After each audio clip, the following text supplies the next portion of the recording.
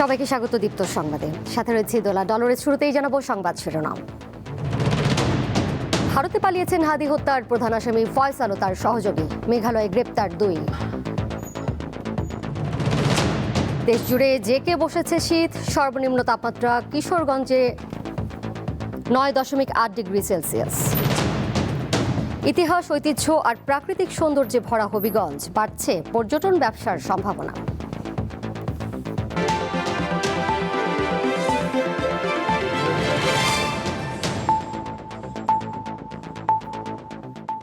শরীফ ওসমান হাদি হত্যা মামলার প্রধান আসামি ও তার সহযোগী ভারতে পালিয়েছে বলে জানিয়েছে ঢাকা মহানগর পুলিশ ডিএমপি। তাদের পালাতে সহযোগিতা করেছে ভারতের 2 নাগরিক। মেঘালয় পুলিশ ওই 2 ভারতীয় নাগরিককে গ্রেপ্তার করেছে।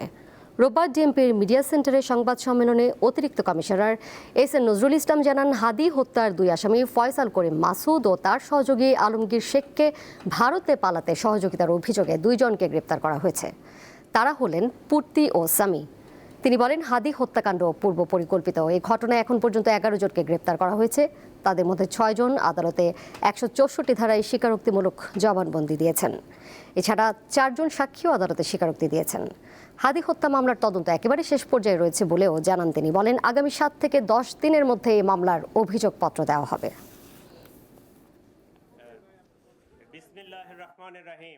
ধারণা 5 আগস্টের পরবর্তীতে এই ইনকিলাব মঞ্চের হাদি খুবই ভোকাল ছিল এবং তার কথাবার্তা খুবই স্পষ্ট ছিল এবং সে একটা আদর্শকে হোল্ড করে।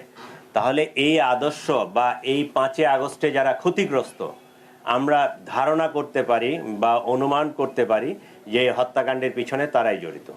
ওসমান হাদি হত্যার ঘটনায় জড়িতদের গ্রেপ্তার ও বিচারের দাবিতে দেশের বিভিন্ন জেলায় বিক্ষোভ করেছে ইনকিলাব মঞ্চ। বিকেলে চট্টগ্রাম নগরীর নতুন ব্রিজ এলাকায় অবস্থান কর্মসূচিতে অংশ নিয়ে স্লোগানে মুখরিত করে তোলে মঞ্চের নেতাকর্মীরা। এ সময় বেশ কিছুক্ষণ চট্টগ্রাম কক্সবাজার মহাসড়কে যান চলাচল বন্ধ থাকায় দুর্ভোগে পড়েন যাত্রীরা। একই দাবিতে রাজশাহী মহানগরীর তালাইমারীতে ঢাকার রাজশাহী মহাসড়ক অবরোধ করে বিক্ষোভ করেছেন বিভিন্ন শিক্ষা প্রতিষ্ঠানের শিক্ষার্থীরা। এই সময় ওসমান হাদির হত্যাকারীদের দৃষ্টান্তমূলক শাস্তির দাবি করেন তারা। এদিকে নারায়ণগঞ্জের সাইনবোর্ড এলাকায় ঢাকা চট্টগ্রাম মহাসড়ক অবরোধ করে বিক্ষোভ করেছে ইনকিলাব মঞ্চ সহ বিভিন্ন সংগঠন ও ছাত্র জনতা। পরের প্রসঙ্গে যাচ্ছে, ঘোষিত আদর্শের সাথে এনসিপির বর্তমান সিদ্ধান্ত যায় না বলেই দলে ভাঙন দেখা দিয়েছে বলে মনে করেন বিএনপির স্থায়ী কমিটির সদস্য নজরুল ইসলাম খান। দুপুরে আগারগাঁওয়ে নির্বাচন ভবনে এনআই খানের নেতৃত্বে 3 সদস্যের প্রতিনিধি দল সিইসির সাথে বৈঠক করে। বৈঠক শেষে এনআই খান বলেন, ঘোষিত আদর্শ অনুযায়ী জোট করার অধিকার সব দলের রয়েছে, তবে জামায়াতের সাথে জোট করায় দলের কেউ বেরিয়ে যাচ্ছে। তিনি জানান, বৈঠকে মনোনয়ন ফর্মে সন্তানদের সম্পদের তথ্য যাওয়ায় কিছু বিভ্রান্তি দেখা দিয়েছে। কমিশনও তাদের উদ্বেগ বুঝতে পেরে বিষয়টি স্পষ্ট করতে ব্যবস্থা নেবেন। সিদ্ধান্ত না, তাদের এই ভাবনার সঙ্গেই দ্বিমত পোষণ করে তাদের অনেক নেতৃবৃন্দ দল ছাড়ার ঘোষণা দিয়েছেন। অর্থাৎ মনে হয় যেন তাদের ঘোষিত আদর্শ বা ঘোষিত ভাবনার সঙ্গে তাদের এই নতুন চিন্তা এটা বোধহয় যাচ্ছে না আর কি। দেশকে অস্থিতিশীল করতে কিছু লোক পেছন থেকে কাজ করছে। এই নির্বাচনকে বানচাল করার চেষ্টা করা হচ্ছে বলে অভিযোগ করেছেন বিএনপি মহাসচিব মির্জা ফখরুল ইসলাম আলমগীর। ঐক্য নষ্ট হলে দেশের ক্ষতি হবে, তাই সবাইকে সতর্ক ও ঐক্যবদ্ধ থাকার আহ্বান জানিয়েছেন তিনি। দুপুরে ঠাকুরগাঁও শহরের মানব কল্যাণ পরিষদে আলেম ওলামাদের সঙ্গে মতবিনিময় সভায় প্রধান অতিথির বক্তব্যে বিএনপি মহাসচিব বলেন, আওয়ামী লীগ ক্ষমতাকে চিরস্থায়ী করতে বিভিন্ন আইন পাশ করেছিল, তারা মানুষকে অধিকার থেকে বঞ্চিত করেছে। আলেম ওলামাদের জঙ্গি বলে ভয় ভীতি দেখানো হতো, ধরে নিয়ে যাওয়া হতো। তিনি বলেন, কোরআন সুন্নাহর বাইরে কোনো আইন তারা করতে দেবেন না। বাংলাদেশকে নতুনভাবে তৈরি করতে হবে বলে মন্তব্য করেছেন শিল্প, গৃহায়ন ও গণপূর্ত এবং স্থানীয় সরকার পল্লী উন্নয়ন ও সমবায় উপদেষ্টা আদিলুর রহমান খান। সকালে মাদারীপুর নতুন বিসিক শিল্পনগরী পরিদর্শন শেষে সাংবাদিকদের তিনি বলেন, গত 15 বছর ছিল ফ্যাসিবাদের কাল। বাংলাদেশের মানুষ ভোট দিতে পারে নাই, ভোট দিতে গিয়ে বন্দী হয়েছে, নির্যাতনের শিকার হয়েছে, গুম হয়েছে। এবার মানুষ উৎসবমুখর পরিবেশে ভোট দেবে। গণভোট, যেটা জুলাই সনদের পক্ষে, আর আরেকটা পার্লামেন্ট নির্বাচন। ভোট দিতে যে বন্দী হয়ে গেছে, নির্যাতনের শিকার হয়েছে, গুম হয়ে গেছে প্রার্থী, তারা ভোট দিয়ে নির্বাচিত করবে উৎসবমুখর পরিবেশে। দেশের 26তম প্রধান বিচারপতি হিসেবে শপথ গ্রহণ করেছেন জুবায়ের রহমান চৌধুরী। সকাল 10:30টায় বঙ্গভবনে রাষ্ট্রপতি মোহাম্মদ শাহাবুদ্দিন প্রধান বিচারপতিকে শপথ বাক্য পাঠ করান। শপথ গ্রহণ অনুষ্ঠানে উপস্থিত ছিলেন অন্তর্বর্তী সরকারের প্রধান উপদেষ্টা অধ্যাপক ডক্টর মোহাম্মদ ইউনূস। এছাড়া অনুষ্ঠানে অন্তর্বর্তী সরকারের উপদেষ্টা, বিচারপতি, 3 বাহিনীর প্রধান এবং সুপ্রিম কোর্টের আইনজীবীরা উপস্থিত ছিলেন। বিকেলে সাভারে জাতীয় স্মৃতিসৌধে পুষ্পস্তবক অর্পণের মাধ্যমে মুক্তিযুদ্ধের বীর শহীদদের শ্রদ্ধা নিবেদন করেন নবনিযুক্ত প্রধান বিচারপতি জুবায়ের রহমান চৌধুরী। এবার কেওয়াই স্টিল চট্টগ্রাম সংবাদ।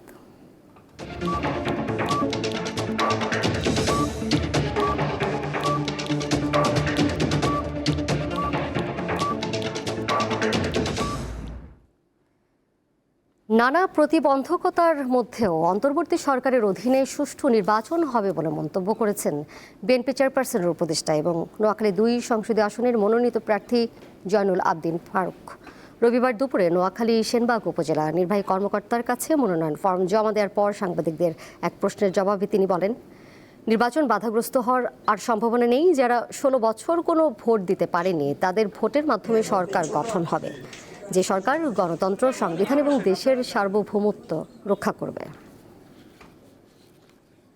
নির্বাচন ব্যাহত হওয়ার আর কোনো সম্ভাবনা আছে বলে আমি মনে করি না। ইনশাআল্লাহ দেশে একটি সুষ্ঠু নির্বাচনের মাধ্যমে যারা 16 বছর কোনো ভোট দিতে পারে নাই তাদের ভোটের মাধ্যমে একটি সরকার গঠিত হবে, যে সরকার বাংলাদেশে গণতন্ত্র, সংবিধান, স্বাধীনতা, সার্বভৌমত্ব রক্ষা করবে। ভোলাচর ফ্যাশন অভ্যন্তরীণ সড়কে ট্রাক চাপায় সিএনজি চালিত অটোরিকশার 3 যাত্রী নিহত হয়েছেন। গুরুতর আহত হয়েছেন আরও 3 জন। দুপুরে বোরহানুদ্দিন উপজেলার মানিকার হাট বাজার সংলগ্ন এলাকায় এই দুর্ঘটনা ঘটে। নিহতরা হলেন মোহাম্মদ মিজান, রিয়াজউদ্দিন ও আজমিরি আমরিন। এর মধ্যে মিজান ও রিয়াজউদ্দিন ঘটনাস্থলেই মারা যান। গুরুতর আহত অবস্থায় আজমিরি আমরিনকে ভোলার 250 সোজা জেনারেল হাসপাতালে নেওয়া হলে চিকিৎসাধীন অবস্থায় তার মৃত্যু হয়। স্থানীয়রা জানান, দুপুরে লালমোহন থেকে 5 যাত্রী নিয়ে একটি অটোরিকশা ভোলার দিকে যাচ্ছিল। পথে মানিকার হাট বাজার এলাকায় পৌঁছালে দ্রুত গতির একটি ট্রাক সেটিকে চাপা দেয়। পাবনা শহরের সর্দারপাড়া এলাকায় 9 বছরের শিশু শিক্ষার্থী হাফসা হত্যার প্রতিবাদে ও দোষীদের গ্রেপ্তারের দাবিতে সড়ক অবরোধ করে বিক্ষোভ করেছে গ্রামবাসী। দুপুরে উত্তর শালগাড়িয়া সর্দারপাড়া থেকে বিক্ষোভ মিছিলটি বের হয়ে শহরের প্রধান সড়ক আব্দুল হামিদ রোডে গিয়ে সড়ক অবরোধ করে বিক্ষোভ করে তারা। সেখানে নিহত শিশু শিক্ষার্থী হাফসার স্বজন ও গ্রামবাসীরা বক্তব্য দেন। পরে প্রশাসনের আশ্বাসে অবরোধ তুলে মিছিল নিয়ে জেলা প্রশাসকের কার্যালয়ের সামনে যান। গত 15 নভেম্বর শহরের শালগাড়িয়া মহল্লায় দুর্বৃত্তরা হাফসাকে নানির বাড়ির পাশে ধর্ষণের পর হত্যা করে। এই ঘটনায় 3 জনকে গ্রেপ্তার করেছে পুলিশ। পৌষের শুরু থেকেই সারা দেশে শীতের দাপট শুরু হয়েছে। দ্বিতীয় সপ্তাহে এসে দেশ জুড়ে জেঁকে বসেছে শীত। আজ কিশোরগঞ্জে দেশের সর্বনিম্ন তাপমাত্রা 9.8 ডিগ্রি সেলসিয়াস রেকর্ড করা হয়েছে। সর্বোত্তরের জেলা পঞ্চগড়ে সকাল 9টায় তাপমাত্রা 13.3 ডিগ্রি সেলসিয়াস রেকর্ড করা হয়েছে। কুড়িগ্রামে গত 5 দিন ধরে সূর্যের দেখা নেই। হিমেল বাতাসে দিনের বেলা তীব্র শীত অনুভূত হচ্ছে। হাসপাতালগুলোতে বেড়েছে ঠান্ডাজনিত রোগীর সংখ্যা। এর মধ্যে বৃদ্ধ ও শিশুদের আক্রান্তের সংখ্যাই বেশি। ঘন কুয়াশা, কনকনে ঠান্ডায় গত কয়েকদিন ধরে সিরাজগঞ্জে বেড়েছে শীতের তীব্রতা। সকাল 6টায় তাপমাত্রা রেকর্ড করা হয়েছে 11 ডিগ্রি সেলসিয়াস। পটুয়াখালীতে গত 2 দিন ধরে খুব ভোর থেকে দুপুর পর্যন্ত গুঁড়িয়ে গুঁড়িয়ে বৃষ্টির মতো ঝরছে কুয়াশা। অনলাইনে আয়কর রিটার্ন দাখিলের সময় আরও 1 মাস বাড়িয়েছে জাতীয় রাজস্ব বোর্ড এনবিআর। সকালে এনবিআরের এক বিজ্ঞপ্তিতে এই তথ্য জানানো হয়। বিজ্ঞপ্তিতে বলা হয়েছে, আয়কর আইনের ক্ষমতা বলে এনবিআর 2025-26 কর বর্ষের জন্য আয়কর রিটার্ন দাখিলের নির্দিষ্ট তারিখ 30 নভেম্বর 2025-এর পরিবর্তে 31 জানুয়ারি 2026 তারিখ নির্ধারণ করল। নিয়ম অনুযায়ী রিটার্ন জমা দেওয়ার শেষ সময় 30 নভেম্বর, কিন্তু 1 দফা বাড়িয়ে 31 ডিসেম্বর করা হয়। ব্যবসায়ী ও করদাতাদের আবেদনের পরিপ্রেক্ষিতে তখন সময় বাড়ানোর সিদ্ধান্ত নেওয়া হয়। এবার আরও 1 মাস সময় বাড়িয়ে রিটার্ন জমা দেওয়ার শেষ সময় নতুন বছরের 31 জানুয়ারি করা হয়েছে। ইতিহাস, ঐতিহ্য আর প্রাকৃতিক সৌন্দর্যে ভরা হবিগঞ্জ জেলা। পর্যটন সম্ভাবনাময় এলাকা হিসেবে খ্যাত এই জেলার রয়েছে সাতছড়ি জাতীয় উদ্যান, রেমা কালিঙ্গা ও বিশাল কয়েকটি চা বাগান। এসবের সঙ্গে শীতের শুরুতে পর্যটকদের মুগ্ধতা ছড়াচ্ছে চুনারু ঘাটের দেওন্দী বিলের লাল শাপলা। ভ্রমণ পিপাসুদের কাছে স্থানটি শাপলার রাজ্য নামে পরিচিতি পেয়েছে। কুয়াশার চাদরে মোড়া সকাল, লাল শাপলায় ভরে গেছে চুনারু ঘাটের দেওয়ান্দি বিল। চারিদিকে চা বাগান আর মধ্যখানে লাল শাপলার অপরূপ সৌন্দর্য, যা প্রতিদিন মুগ্ধতা ছড়াচ্ছে পর্যটকদের। দূর থেকে দেখলে মনে হয় সবুজ পাতার কার্পেটে কেউ যেন ছড়িয়ে দিয়েছে হাজারো লাল রং। প্রকৃতির এই অনন্য কারুকাজ ভ্রমণ প্রিয়াসুদের কাছে পরিচিতি পেয়েছে এক মায়াবী শাপলা রাজ্য হিসেবে। তাই ছবি তুলতে ও ভিডিও ধারণ করতে ব্যস্ত পর্যটকরা। আমরা আজকে শাপলা বিলে ঘুরতে এসেছি, অনেক সকাল সকাল ঘুম থেকে উঠে শাপলা বিলে ঘুরতে এসেছি। মানে অনেক সুন্দর, অনেকের মুখেই শুনেছি এই জায়গাটা অনেক সুন্দর। কি কর্মক্ষেত্রে অনেক সময় নিজে একটা বোরিং ফিল হয়, আপনি ঘুরলে সৌন্দর্য উপভোগ করলে দেখলে তখন আপনার অটোমেটিকলি প্রাকৃতিক পরিবেশ তৈরি করবে, অটোমেটিকলি আপনার মাইন্ড ফ্রেশ হয়ে যাবে। এখানে এসে দেখলাম অনেক মানুষ, তারপর পাহাড়িয়া মানুষকে দেখলে আমার অনেক ভালো লাগছে। এগুলো ফুল আমাদেরকে খুব কমই পাওয়া যায়, দেখা যায়। ভোর থেকে সকাল ৬টা এবং বিকাল ৪টা থেকে সন্ধ্যা পর্যন্ত শাপলা বিলের সৌন্দর্য দেখতে বেশি ভিড় হয়। আসেন বিভিন্ন বয়সের মানুষ। যে পর্যটকগুলো আসে এখানে হাজার হাজার পর্যটকগুলো প্রত্যেকদিন আসে, গেছে বার এটা ভাইরাল ছিল, এবারও ভাইরাল। শাপলাপুর পাশাপাশি আছে চা বাগান আছে, অনেক ভালো লাগতেছে এখানে আইসে। প্রশাসনের মাধ্যমে যদি এখানে একটা ওয়াশরুমের ব্যবস্থা করে দেওয়া হয় তাহলে নারী উভয় পক্ষের জন্য ভালো হবে। আর এখানকার যে কর্তৃপক্ষ আছেন বা ভূমির মালিক যারা আছেন তাদের সাথে আমরা এই বিষয়টা নিয়ে আলোচনা করবো এবং আলোচনা করে আমরা নিশ্চয়ই পর্যটকদের কল্যাণে একটি ভালো সিদ্ধান্ত নিব। পর্যটকদের পদচারণায় মুখরিত এই বিল চুনারুঘাটের পর্যটনে যোগ করেছে নতুন সম্ভাবনা। সাদিয়া চৌধুরী, দীপ্ত, বার্তা কক্ষ। আন্তর্জাতিক প্রসঙ্গ। ব্রিটিশ সরকারের চাপের মুখে অ্যাঙ্গোলা ও নামিবিয়া অবৈধ অভিবাসী অপরাধীদের ফেরত নিতে রাজি হয়েছে। ব্রিটেনের স্বরাষ্ট্র দপ্তর শনিবার এ তথ্য জানিয়েছে যে দেশগুলো ব্রিটেনের সঙ্গে সহযোগিতা করতে ব্যর্থ হয় তাদের জন্য ভিসা সুবিধা সীমিত করা হয়েছে। নতুন নিয়ম অনুযায়ী ব্রিটেনে অবৈধভাবে যাওয়া ব্যক্তিদের দ্রুত দেশে ফেরানো হবে এবং শরণার্থীদের অস্থায়ী মর্যাদা দেওয়া হবে। পররাষ্ট্র সচিব জানিয়েছেন, গত বছরের জুলাই থেকে যুক্তরাজ্য থেকে ৫০,০০০-এরও বেশি মানুষকে ফেরত পাঠানো হয়েছে যাদের ব্রিটেনে থাকার আইনগত বা বৈধ অধিকার নেই। শান্তি চুক্তি চূড়ান্ত করার জন্য যুক্তরাষ্ট্রের প্রেসিডেন্ট ডোনাল্ড ট্রাম্প ও ইউক্রেনের প্রেসিডেন্ট ভলোদিমির জেলেনস্কির মধ্যে হতে যাওয়া বৈঠকের আগের রাতে রাজধানী কিয়েভে ড্রোন ও ক্ষেপণাস্ত্র হামলা চালিয়েছে রাশিয়া। এতে অন্তত 2 জন নিহত হয়েছেন। হামলার কারণে শহরের প্রায় 1/3 এলাকায় বিদ্যুৎ সরবরাহ বন্ধ হয়ে গেছে। শনিবার ভোর থেকে কিয়েভে বিমান হামলার সতর্কতা জারি ছিল। এ সময় রাশিয়ার ব্যালিস্টিক ক্ষেপণাস্ত্র ড্রোন হামলায় পুরো শহর কেঁপে ওঠে। ইউক্রেনের প্রেসিডেন্ট ভলোদিমির জেলেনস্কি বলেছেন, হামলার সময় প্রায় 500টি ড্রোন এবং 40টি ক্ষেপণাস্ত্র দিয়ে জ্বালানি অবকাঠামো ও বেসামরিক স্থাপনা লক্ষ্য করে আঘাত হানা হয়েছে। টানা বৃষ্টি আর ঠান্ডা বাতাসে চরম দুর্ভোগে পড়েছে গাজার বাস্তুচ্যুত ফিলিস্তিনিরা। চলতি মাসে তীব্র ঠান্ডা আর বৃষ্টির কারণে 3 শিশুসহ অন্তত 15 জনের মৃত্যু হয়েছে। চিকিৎসকরা জানিয়েছেন, ভেজে কাপড়ে খোলা আকাশের নিচে অবস্থান করায় হাইপোথার্মিয়ায় আক্রান্ত হয়ে তাদের মৃত্যু হয়েছে। এদিকে তীব্র জ্বালানি সংকটের কারণে ফিলিস্তিনের গাজার গুরুত্বপূর্ণ হাসপাতালগুলোর একাধিক সেবা স্থগিত করা হয়েছে। গাজার স্বাস্থ্য মন্ত্রণালয়ের সর্বশেষ তথ্য অনুযায়ী গত 48 ঘন্টায় আরও 29টি মরদেহ হাসপাতালে নেওয়া হয়েছে। ইসরায়েলি হামলায় ওই উপত্যকায় নিহতের সংখ্যা 71,000 ছাড়িয়েছে। আহতের সংখ্যা 1,71,000-এরও বেশি। যুক্তরাষ্ট্রের প্রেসিডেন্ট ডোনাল্ড ট্রাম্প তার দেশের নৌবাহিনীর জন্য নতুন শ্রেণীর যুদ্ধজাহাজ তৈরির নির্দেশ দিয়েছেন। অত্যন্ত শক্তিশালী অস্ত্রে সজ্জিত এই জাহাজগুলোর নাম রাখা হবে ট্রাম্প ক্লাস। নৌবাহিনীকে ঢেলে সাজানোর এই উচ্চাভিলাষী পরিকল্পনার নাম দেওয়া হয়েছে গোল্ডেন ফ্লেট।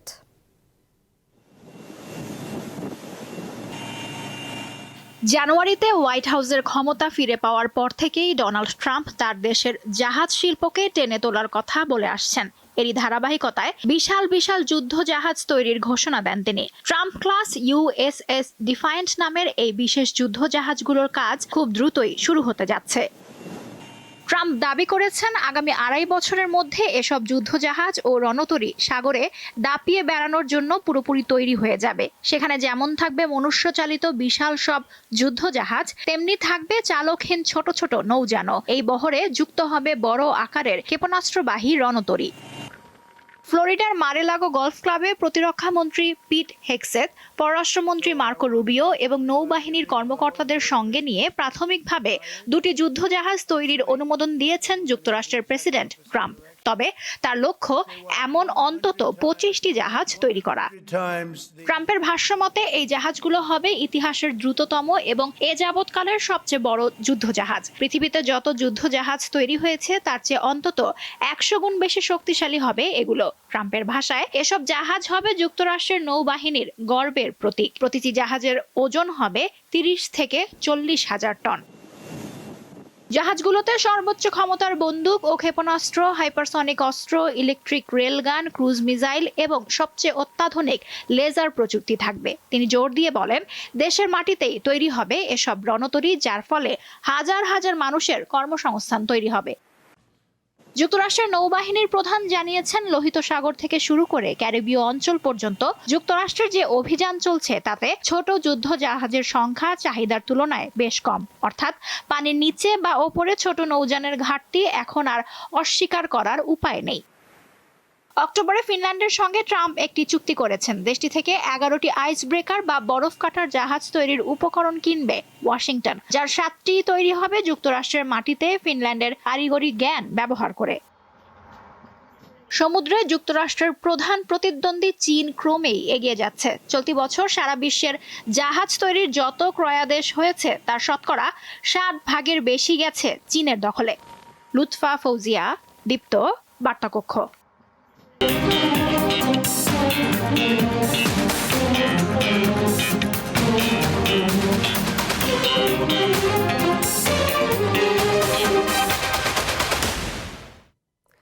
ঢাকা ক্যাপিটালসের সহকারী কোচ মাহবুব আলী জাকির মৃত্যুতে দোয়া ও মিলাদ মাহফিলের আয়োজন করেছে ফ্র্যাঞ্চাইজিটি। বিপিএল এর দ্বিতীয় দিন সহকারী কোচ মাহবুব আলী জাকি মাঠে হার্ট অ্যাটাক করেন। পরে হাসপাতালে নেওয়ার পথেই তার মৃত্যু হয়। ঢাকার ম্যাচ শুরু হওয়ার মাত্র মিনিট 20 আগে ঘটে এই হৃদয় বিদারক ঘটনা। তার মৃত্যুতে শোক নেমে আসে ক্রিকেট আঙ্গনে।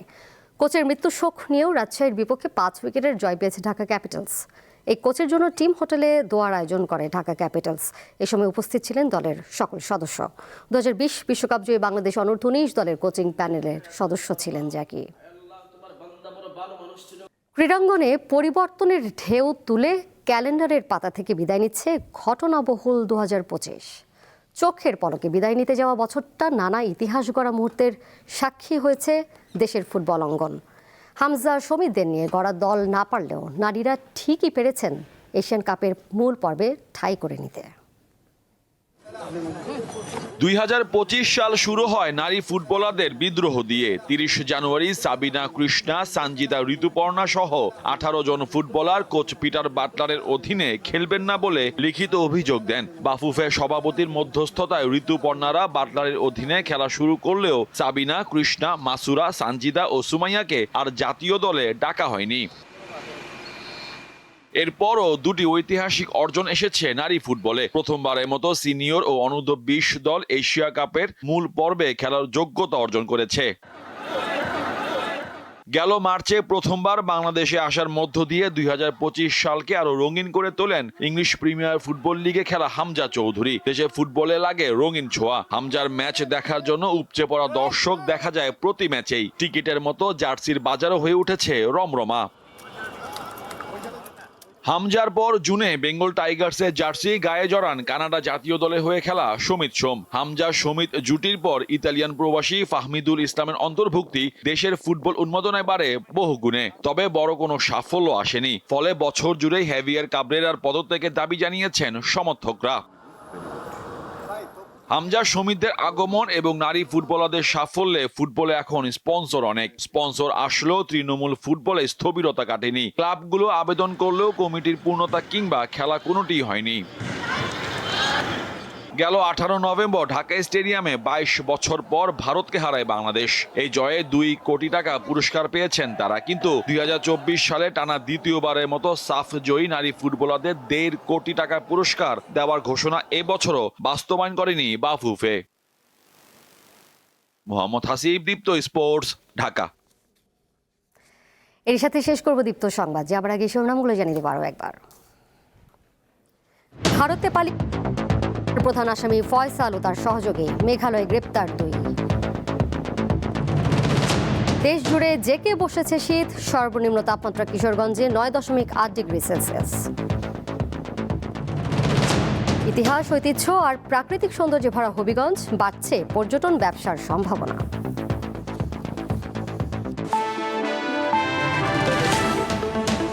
এই ছিল এখনকার মতো। পরের সংবাদ দেখবেন সন্ধ্যা 6:40 এছাড়াও আরও তথ্য এবং বিনোদনের নানা খবরাখবর জানতে যুক্ত থাকুন দীপ্ত ডিজিটাল প্ল্যাটফর্মে। ধন্যবাদ সবাইকে।